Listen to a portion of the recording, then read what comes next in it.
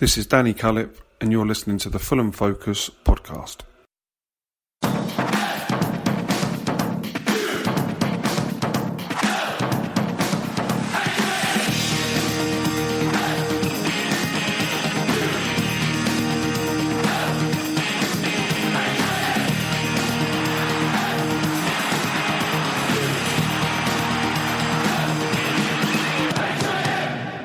Fulham. Hello, welcome to the Fulham Focus podcast. My name is Matt Boisclair and my mind is completely numb from boredom after sitting through that utter bore fest at the Valley. A win would have put us within a point of automatic promotion places, but our players forgot to bother turning up. It's this sort of toothless performance that really does make me wonder if we have what it takes to mount a serious challenge for the top. Over it are our youth team prodigy Will Oakley and Eastbourne's king of innuendo Matt Dom. So let's crack on and get this over and done with. Fulham. All right, lads. So we found out before the game that Anthony Knockout's injured for a few weeks. He was the only absentee from the side that disposed of Borough on Friday night, and Harry Arter came in for him.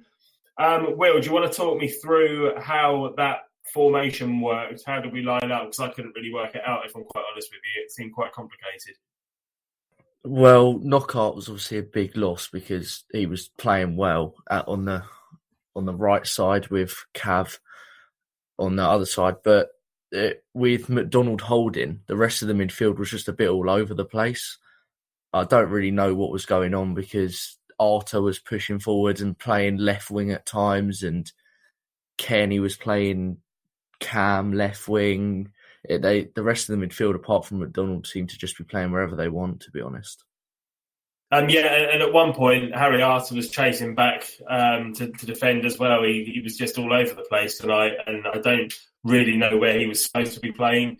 The official website had Tom Cairney down as playing as left forward instead of Knockout, but I think in actual fact that was probably Onuma at times. Onuma and Cavallero seemed to be interchanging on exactly who was playing where. Have you got any insight on this, Matt? It was just sort of Kevin McDonald stay in the middle, everyone else just do whatever you want, I think. I mean, Arter was running all over the place, but I'm not sure all of it was entirely intentional. I think his legs were moving quicker than his head sometimes, and he was just right wing, left wing, chasing back. He won a few tackles. He played all right, to be fair to him, but there's no real sense of purpose from the midfield at all. Charlton sat back with 10, even 11 behind the ball most of the time, and we had no answer to it. So they got what they came for, and if anything, they might think that was a missed chance to beat a team near the top of the league, because I think they had more chance than we did, really. Just the fact that they had pace on the break and threatened us a few times, and we weren't going to score in another 90 minutes, I don't think. No, I think you're right. We just created absolutely sod all in the second half. You mentioned Harry Arter there. Will, how did you think Harry Arter did? It was his first start since October. There was I think some sort of difference of opinion in our WhatsApp groups, and I thought he did okay for what he was there for, whereas other people thought he was making too many mistakes. How did you think he did? Yeah, I don't think he was terrible, but he wasn't great. And I think when Knockout's fully fit, or if Kamara comes back, I think Onuma, Stefan and McDonald should be the midfield. I know we might go on to this, but Kenny had a dreadful performance again, showed no passion whatsoever, and he just looked like he didn't want to be there, to be honest. Definitely wasn't the captain's performance, but yeah, we'll talk about Tom Cairney a little bit later on. I want to talk about the start of the game, though, because the first 20 minutes or so, the game threatened to burst into life. It was end-to-end. Charlton had a couple of early corners. We got behind their defence a couple of times. Cavallero hit the side netting, which was a cross, I think. Onuma got a corner after some good work on the left. We then had a series of corners that came to absolutely nothing. I thought we looked very comfortable defensively, though. What do you think, Matt? Yeah, I think we did. A bit their pace was a bit dangerous. I can't remember the name of their player, but there was one who was sort of playing right wing in the first half who just kept breaking through. And there's one time I think Ream put in a really good block to keep him out. We looked comfortable, but there was very little threat, really. I think it was as much of that. If they'd really had gone for it, they might have got more out of it. But that's been the story of our season, though. Having little threat, we should be having much more threat for the possession that we have and for the flair players that we do have. But for some reason, we just don't. And perhaps before Hector joined, this might have been a 1-0 defeat, but that is our third clean sheet in a row. So that is one positive to come out of tonight. Defensively, we look much better. Yeah, we do. I think Hector is a huge signing for us, and we've talked about it before. He really looks the part at this level. He's good with the ball, and he's good in the air, and he's strong, and he's composed. He's everything we've been asking for, really. But it's just a shame that the players at the other end aren't doing their job at the time. Yeah. We really missed Mitro, didn't we, today? I think a striker in the box who might have had a sniff of goal and scored might have won it for us. But in the end, well, I was talking to J-Mac before the last podcast, which he did, and we were talking about what the topics were going to be for that podcast. And one of the things I wanted to get across was that we did look at more of their side without Mitrovic in the side. And I did wonder whether Mitro had been holding us back a little bit. His presence in the side just gives us less flair, but I think tonight was the answer to that. That's just absolute nonsense because Mitro wasn't there tonight. We had all those flair players. All right, Knockout was injured, but we had enough players in that team without a player holding the ball up as a central focal point. We had enough players to create space and make those runs, and we just looked absolute shit. What do you think, Will? Yeah, Mitrovic is an out-and-out goal scorer, and that is what we lacked today. There was so many chances where we should have just pushed into the box and he would have been there. But the problem is, like you're saying, with the flair players, they run around the box and then they do nothing with it. It always ends up back down our end. And, it's good holding the ball for a good amount of time, but holding it enough to keep it at 0-0 isn't good enough against Charlton. Well, let's talk about Kearney then, because I think he's been a passenger for a lot of this season. He started off quite well with a couple of worldies, but he's the captain of this side. This side is pushing for promotion. A win tonight would have taken us a point away from the top two, and he's prancing about. He didn't get stuck in. I forgot he was even playing. This is the game when somebody like him, this is the time of the season when somebody like him really needs to step up, and he isn't. And for me, he might as well not be playing. If he's going to perform like that, then get him out the side as far as I'm concerned, because he's a waste of space. Matt? Yeah, I pretty much agree. I mean, the start of the season after we signed that new deal, got a few really good goals early on, and it looked like it was going to be his season. He'd grab it by the scruff of the neck and think, I've done my time in this league. I'm just going to, single-handedly pretty much, him and Mitro get us back up. But since then, this has been an absolute passenger. Today, his first touch was nowhere to be seen. The amount of times it just hit his foot and bounced off, and his passes were wayward, and his passes weren't even sort of threatening attacking passes. His sideways passes were going out of play, and that one near the end was just a thing where we all had enough of it.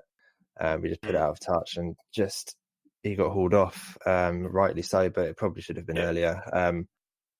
He's supposed to be the player in a game like this where it's tight and they're compressed around their box. He's supposed to be the sort of player who can unlock it, but he hasn't done that for us all season. Really, scored a few goals, fine, but we need him to be creating chances, and nothing from him today at all. But the two seasons where we got to the playoffs, when we lost to Reading, and then when we got promoted at Wembley, he was probably one of the, if not the best players in the division. What's happened, Will? What's happened to him?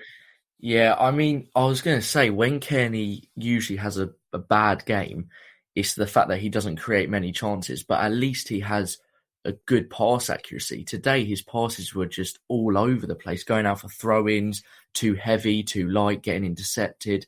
His passing was dreadful. He showed no attacking qualities whatsoever. I don't think he created a chance. If not, he created one at most. He just didn't play well, and he wasn't helping the team in any way. Is it the fact that players aren't making runs off the ball to give him anything to aim at? Are we being a little bit harsh on Kearney, or are the players looking to the captain to inspire them? Either of you. I think. Yeah, I think they're looking at him, and there definitely should have been more runs from Bobby and Cav, but he was, as soon as he got the ball, he lost it. Like that, watching your captain and supposedly without Mitrovic, your best player on the pitch, do that. How's anyone else gonna have any hope? Yeah, well, you mentioned Bobby Reid there as well. I thought he was a complete waste of space tonight as well. An absolute passenger again. I can't see how he scored so many goals for Bristol City. I think our fans have been really patient with him, but this is a time now when Mitro's injured for him to show his mettle in front of goal, and he's nowhere to be seen. Canny was messaging tonight saying that he's got no power in any of his shots. There was a moment in the second half where there was a mistake and he kind of latched onto it, but he never really fancied him to get his toe on it and go around the defender. He just wasn't committed enough. What did you make of Bobby Reid, Matt? Yeah, it's a tough one. His last 2 games have been far from his best, really. He runs a lot, and I think when he comes on from the bench, he seems to have more of an impact because he's running at defences and he's terrifying them. And when he's running at pace, he is hard to play against. But when he's being asked to kind of lead the line, if you like, he's dropping deep, and then he's got players around him, and that's not his game. I think for Bristol City, his goals really were running onto it behind the defence. That's where he's at his best. But without Mitro, there was no one to hold up the ball, and that was kind of his job, kind of Cav's job. They're both not really. I mean, it's not really their game, and as such, we sort of just lacked ideas up front. And I don't know. I like Bobby a lot, and I think he's just being asked to do a job that's not really what we signed him for. You know, it's bad that AK is out at the same time as Mitro, really, because I think AK and Bobby could potentially create something with a combination of pace and power, but yeah, it's not working out for him. You're right. We are struggling with injuries at the moment. You're right. We've got Kamara missing. We've got Harrison Reed missing. We've got Knockout missing. We've got Mitrovic missing. They are arguably all of them, maybe not AK so much, but all first team players, all starters, and all a massive loss. And okay, yeah, AK is good to have on the bench sometimes when you want to mix up a little bit. But that we can't just blame injuries, because there was enough in that team tonight to beat Charlton, and we just didn't turn up. And maybe we're being a little bit harsh because it's a 0-0 result away from home. And maybe if we have that result on the first day of the season or something, then it's not the end of the world. But given the circumstances we find ourselves in at the moment, having clawed ourselves back in, and the top 2 who keep losing and dropping points all the time, the door's wide open for us, and we just miss the opportunity, and it's just bloody frustrating. Yeah, and the thing is, if Brentford win tomorrow, we drop down to 5th, and within today, if we win, we're 1 point off Leeds and West Brom if results go our way when they play. But now we could be dropping down to 5th just like that. And this is why you're saying at this point of the season, it's where you have to be getting results. It's the most important point when you're pushing for that top 2 when they start to die out. But we're just not doing that. I guess we are only 3 points off the top 2. It's only 3 points, so it's not the end of the world. But it is a missed opportunity. I think something that's going in our favour is that there's a lot of teams still in this hunt. So it's kind of teams are going to be picking up points against other teams around them, and the quality is really poor. We're included in that. There's no team, even when West Brom was kind of running away with the league at the point at one point, you still thought they're not really. They were getting lucky with a lot of wins, and they weren't blowing, destroying any teams on the pitch.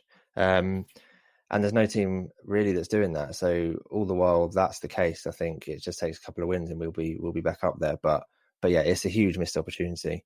And we've got the potential to be doing that. We've got the potential to be that side to do that. Yeah. To get ourselves really put pressure on those top 2. Yeah. And after the weekend, pull ourselves away from them as well. After the weekend, I don't know how they didn't come out with a firework up their arse. I don't know what. Yeah. After seeing winning your game on the Friday night, seeing both the top two lose, and then all of a sudden you're in with a chance of being a point behind. Why did they turn up the way they did? I don't know. I can't answer that. Last weekend could not have gone any better for us, could it, Will? With the results, No. everything just went in our favour. Yeah, exactly. And it's not that we came out and made mistakes with a bad, unlucky performance. We didn't play well at all. And it was the fact that it was a lack of passion, knowing that we could have capitalised on mistakes that happened on the weekend and that could possibly happen in, the next lot of fixtures. We just didn't try. It literally looked like we came on that pitch and just didn't want to win. We just showed no effort. Scott Parker must have had him fired up, though, because, Charlton were giving him all sorts of abuse at the Cottage earlier in the season, one greedy bastard and all that. And again tonight as well, he's not a popular figure at the Valley anymore for leaving to go to Chelsea. And, he must have really deep down wanted to go there and really stick one up them and beat them. And so he must have had some passion in his team talk, but whatever he did say clearly didn't rub off on the players. Anyway, let's move on. Second half, 5 minutes after half-time, we get a corner. It's whipped in. Michael Hector, unmarked at the back post, looked dead set to score. He's put it over the bar. I was cheering. I thought as soon as that was landing on his head, I was up thinking, this goal, but rubbish. Yeah, I mean, what do you want as a centre-back in your third or fourth start for your new club? A free header at the far post to, really cement your excellent start that you've had, but I don't know how he managed to put it wide. It was like he turned his head to actually put it wide rather than just keep it steady. And he was in so much space. It was a terrible miss, but it's kind of harsh to dig him out because he's been brilliant at the other end, has barely made a mistake, and all of a sudden we're now expecting him to go out the other end and win it as well. It's just not good enough from the attacking players, and yeah, I mean, should have scored, but I'm not gonna blame him for not getting the win at all. We were talking about who the last centre-back was to score for Fulham, and I couldn't remember, but I think it must have been Dennis Adoy against Derby in the playoff semi-final. I can't remember anybody scoring since then. It's got to be him. Ridiculous. That's nearly 2 years ago. Yeah, I know. But again, it's unfair. Defenders aren't expected to score goals, and like Matt says, Hector's done so well at the back in the last 3 games, and then to expect him to go up and win it, it's not. It's joint, isn't it? And it's the attackers really that they had so much more chances than just that one header that they should have taken. It's hard to blame it just on one person. Yeah, I completely agree. I'm not in any way blaming Hector. I guess my point is that a team that's seriously fighting for promotion would be spreading the goals out throughout the team. You wouldn't just be relying on your knockouts, Mitros, Cavalleros, Kearneys. You'd expect. All the promotion teams we've had in the past, the goals have been quite, widely shared out. And this season, we are very reliant on just our front players to do that. And maybe that's just because of the way we play. But it would be nice if everybody could start helping out a little bit more. So when the strikers are misfiring, then we do have another option. But Hector's height can only be a good thing in the box. All right. So in terms of the substitutions, then Cyrus Christie came on for Harry Arter with about 18 minutes to go. 4 minutes later, Steph Joe came on for Kearney. I don't really remember seeing Steph Joe do an awful lot, but it was difficult circumstances for him to come into the game, I think. He's not the most creative of players. He just shores things up. Were there any surprises about those substitutions, Will? I think Kearney should have come off earlier because, again, like I said already, he just wasn't putting in any effort. And Johansson didn't do a lot when he came on, but like you say, it's difficult circumstances. At least he did a bit of running. It's more than for what Kearney can say because honestly, he just hardly moved. And if he keeps his place or in next game, then it's quite harsh on the other midfielders who could actually try and put in a better performance than what Kearney did today. There's a particular moment actually, which I probably should have brought up earlier when we were talking about Kearney, but it's just come to my mind now when the ball was up in the air in the Charlton box, and I don't know if Cavallero won it, and Kearney was stood a few yards away, and he kind of watched the ball, and when Cavallero did win it, it was then that he kind of thought, "Oh, I better go for that," and sprung into life. There was no anticipation from him. It's almost like his mind was somewhere else tonight. And like you say, if he's going to play like that, then he might as well not be in the side. I can't really think of an awful lot else that happened in this game. I was really, really bored, if I'm honest with you. Have you guys got anything else that you can think of that you want to discuss? Any particular players you want to call out for good or particularly poor performances? No, just want to say it was good to see Jay Stansfield get on. 3 minutes or however long it was on the pitch. Should have been earlier. What sort of impact are any of those subs really supposed to make with less than 20 minutes to play? It's one of Parker's problems. I think his subs are far too late. But I think we were screaming out for a proper striker in that game. Jay Stanfield comes on, is a striker. We don't know what his standard is in this league, but we're not going to find out with 5 minutes to go. So hopefully we see a bit more of him in the next few games while Mitro's out. Yeah, the problem is at the moment with the injuries, we don't really have a great deal of option with regards to impact substitutes, do we, Will? It's just like, well, you can bring on Steph or you could bring on, I don't know, whoever else you've got on the bench. But there's no Kamara, there's no Knockaert, there's nobody with any pace who can perhaps go and win the game for you. And you rely on a young kid in Stansfield. Maybe he'll come good, maybe he won't. But you certainly can't put any pressure on him to go ahead and win you the game. Yeah, that's the problem. We don't have much impact subs. We have starters that should be playing from the beginning. Like Stefan would have been great to start that game, but as a sub with less than 20 minutes to go, and Christie as well, what are they going to do from the bench? They can't offer anything from the bench. They're great to start, like we saw with Johansson in the playoffs in the promotion season, and like we've seen Christie so far this season. The only good thing I'd say about bringing Christie on was Brian got to push forward, and that he's a player who was actually all right today. But I thought everyone else, they're not going to do anything from the bench with that short time to go. Yeah, that's fair enough. I've written down here man of the match, but I feel like there wasn't really anybody that deserves that accolade. But if you were to give man of the match to anybody, Will, who would you give it to? Given that we've basically just ripped most of the players apart. Maybe Adoy actually, or Brian. Yeah. I don't really think they did too much wrong today.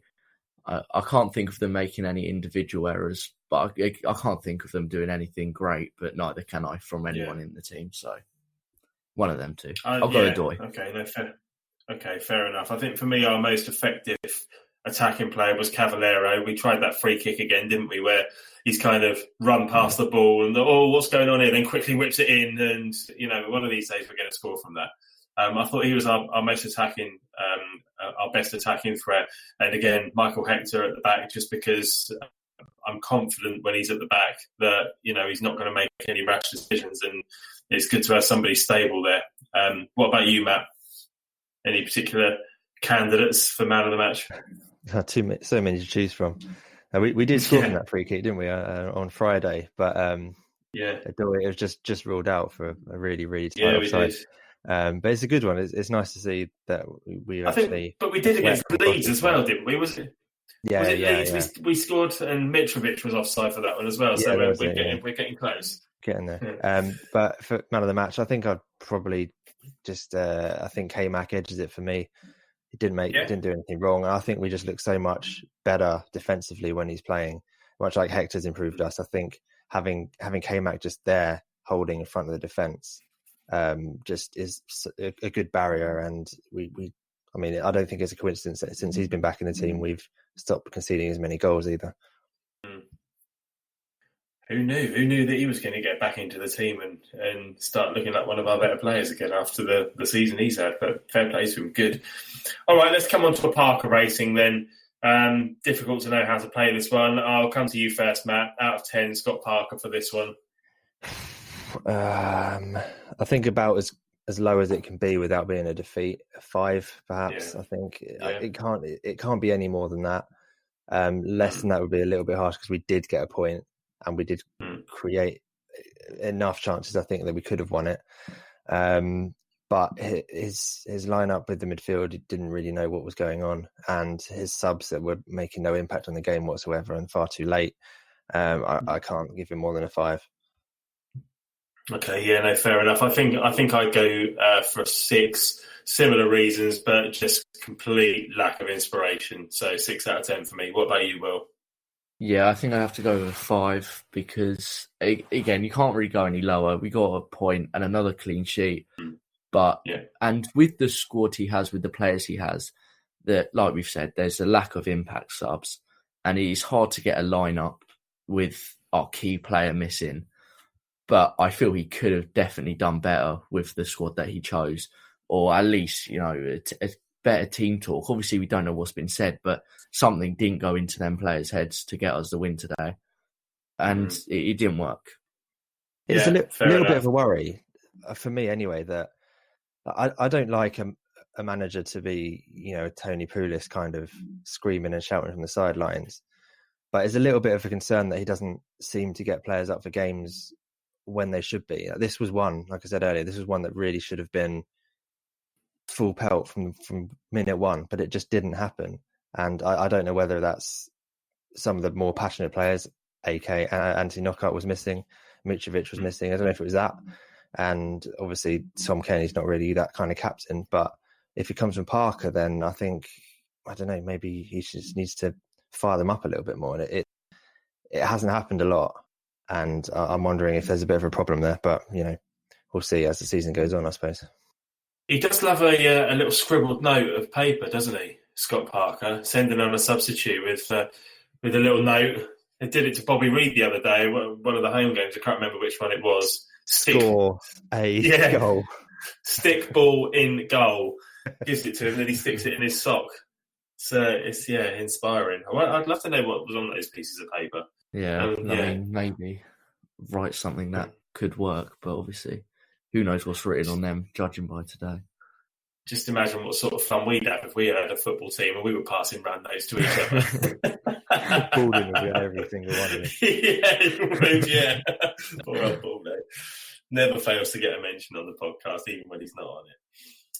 All right, well, we've got a break of league games now. We've got quite a tedious trip to Man City in the FA Cup on Sunday lunchtime.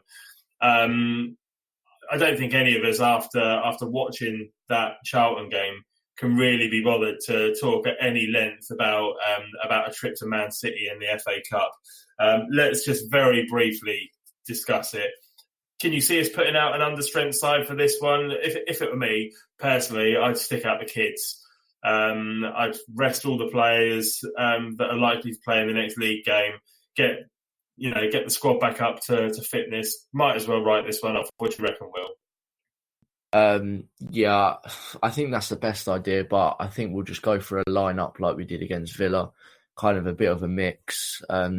Some of the players that are usually on the bench every week will go in the starting 11, but it's hard to tell at the minute with the injuries and with the players that don't usually start are starting. I'd like to see Jay Stansfield start, to be honest. I mean, he probably won't be able to do much against Man City, but it'd be nice for him to see him in the starting 11, and even if it's against Man City, see him get more than whatever 3, 4, 5 minutes it was today. He looked pretty explosive when he came on against Aston Villa, didn't he? But he set up a really good opportunity quite near the end of that game.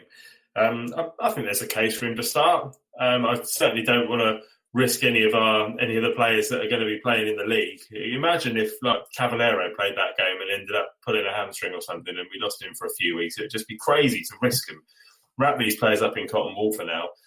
By the way, what happened to Matt O'Reilly? He had that 60 minutes against Reading on New Year's Day. I don't think he's been seen since after coming back off. No idea. Yeah, I'd play him as well if he's fit. I actually thought O'Reilly was really good that game, but it was weird how he came on in the 20th and got subbed off in the 80th. That was all quite strange, but I thought he was great, and it wasn't a good performance, but he stood out to me. But like you say, he hasn't even been on the bench since, I don't think. Maybe once, but he's not been very... I wonder if he might be off, to be honest, and giving him a few games might encourage us to get more of a fee for him or something. But it's a shame because I think there is a good player in there, and it's a position that we could do with an extra body as well. I think some of our, if we think of Kevin McDonald in midfield, he's getting on a bit. Steffi Hansen possibly can't make it at Premier League level. We don't know for sure. We need some players in there, and Matt Riley's. I'd like you say, I'd start him. I'd start Jay Stansfield. Cavallero definitely don't start. Brian definitely don't start, but doesn't matter, does it? Maybe for Congo later. Yeah. Maybe for Congo at Man City. Yeah, it'd be a good shout, I think. Give some players who haven't played much some minutes, and rest the ones who we really, really can't afford to lose at the moment. I said last time, let's try and win it, and then we got drawn away to Man City, so it's like, who cares now? It's over, isn't it? So whether the first team play or the second team play, Yeah, okay. Well, as long as we don't get any injuries, then I guess it doesn't really matter that much. But I personally, I wouldn't risk anybody. Is there any chance? Let's say, for argument's sake, we do put out a strong Fulham side. Is there any chance whatsoever of getting a win in this game? Give me a percentage chance you think we've got. Go on, Will. You go first. I'll go with 5%. I was thinking 5% as well. To be fair, I don't think we'll get hammered like 5 or 6-0. I think it could be like a 3-0 or a 3-1 if we're lucky to get a goal. But I don't think we'll win, obviously. But no, I think it will be nice to get on TV. Maybe show the fans of the Premier League that we do still play a nice style of football since going down. But we'll see what happens. Yes, you're right. It's on BBC, isn't it? Yeah, nice thing for people to fall asleep to on Sunday after a roast dinner, I'd say, especially if we play like that tonight. What do you reckon, Matt? A percentage?